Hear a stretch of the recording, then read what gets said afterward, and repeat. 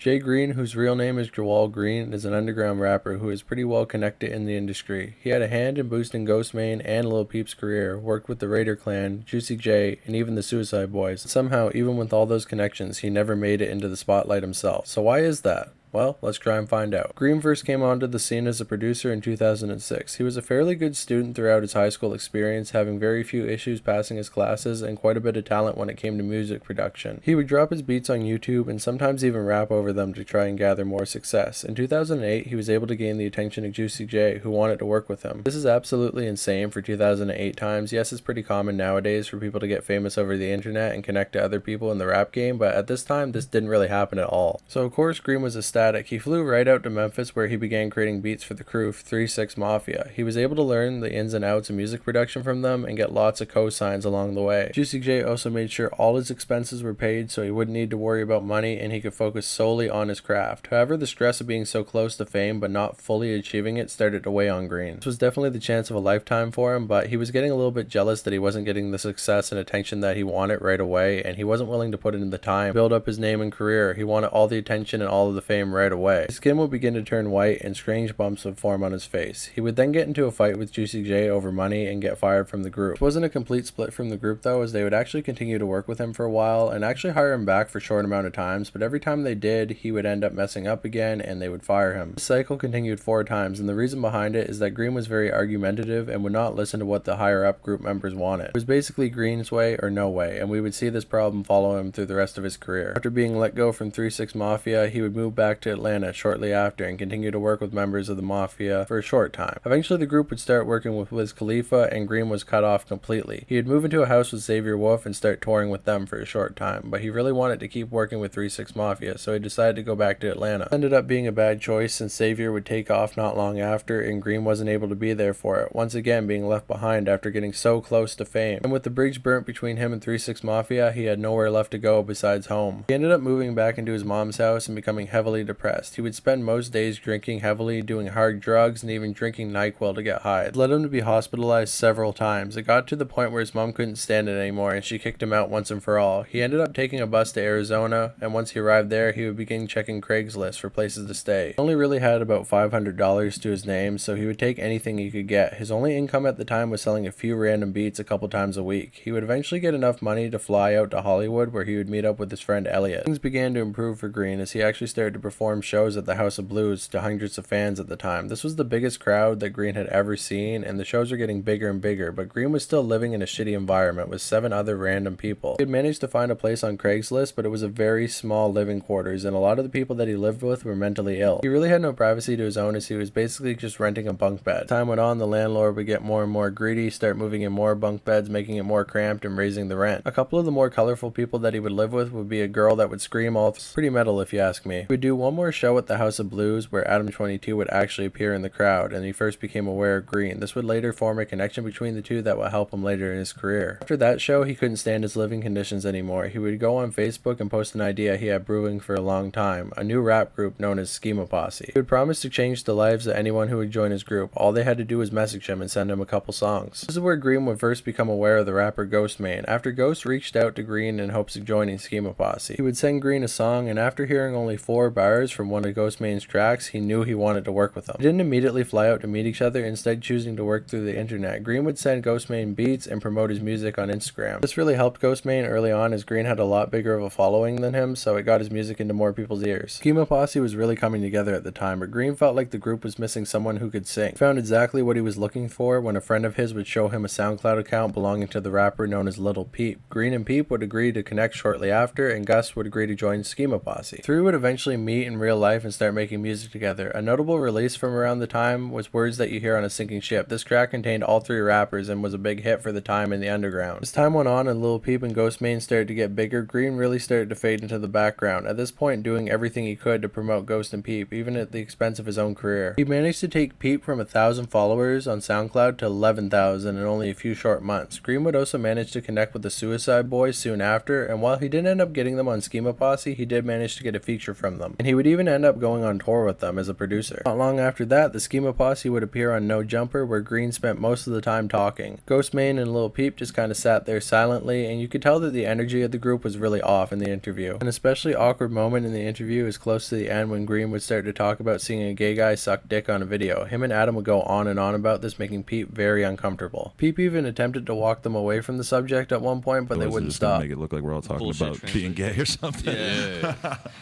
As long as they get the part about the dude sucking the dick with the girl, that was the part. That's probably the highlight. I'm so glad you brought that up.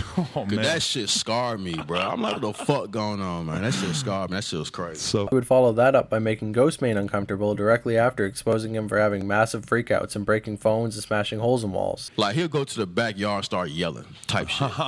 Really? I'm dead ass punching himself in the face like Not that guy over you lived with in the fart castle? I don't do that over misspelling, but I do that over other things for sure. Hey, his phone got broken like 2 days ago. Unfortunately for the crew, it seems like things weren't all good behind the scenes, as before the interview was even posted, both Ghost and Peep left the group. It's unknown exactly why this happened, but some speculate that Green was an extremely hard person to work with, being extremely controlling and always wanting things his way. It's very possible that J Grxxn actually suffers from bipolar disorder, as he seems like the nicest guy ever at one point, and then the next moment he seems like he's having a freak out behind the scenes. That's all just speculation though, so don't take that as fact. I'm not a doctor and I can't diagnose him, but he just seems to have signs of it. After the departure of both Peep and Ghost, SchemaPosse would basically fall apart. Both of them went on to have great careers, and Green was feeling a little bit salty about the whole situation. He would make an Instagram post claiming people always switched up on him, and Peep would actually reply to this, leading Green to call out Peep for leaving him behind. This is something that Peep dealt with a lot in his career. It seems like his label really didn't want him to work with his fellow collaborators, so Peep was always just kind of left out to dry and couldn't really do anything about it, as his label had most of the control over him at the time. After Peep's unfortunate overdose in 2017, a documentary was made about his life. Green would appear on the documentary, throwing the goth boy clique, Peep's new group, under the bus and saying that if Lil Peep had stuck with him, he would still be alive. Man, it's like, I remember checking my phone and looking at all the news, man. I just wish Tracy were there, or somebody who was really rocking with him was there. Man, shit crazy. It's like I tried to tell him, I tried to warn him. I know how these people is, man. You gotta be careful who you surround yourself with.